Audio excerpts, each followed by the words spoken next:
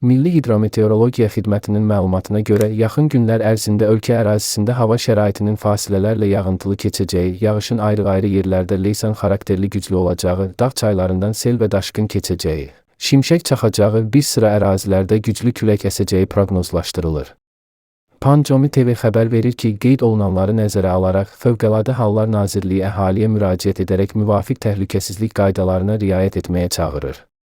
Belə ki, intensiv yağıntıların səbəb ola biləcəyi sel və daşqından qorunmaq üçün sel və daşqın təhlükəli ərazilərdən uzaq durmaq, bu təhlükə ilə üzləşdikdə dərhal yaxınlıqdakı yüksəkliyə qalxmaq tövsiyə olunur. Həmçinin güclü külək zamanı yüngül konstruksiyalı və müvəqqəti tikililərdən, bina və reklam lövhələrindən uzaq durmaq, elektrik dirəyi və naqillərinin, hündür ağacların altında dayanmamaq tövsiyə olunur.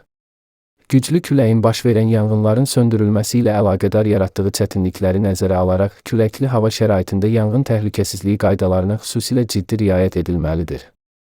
Bundan əlavə, kiçik həcmli gəmi istifadəçiləri belə hava şəraitində dənizə çıxmağın qadağan olduğunu nəzərə almalıdır.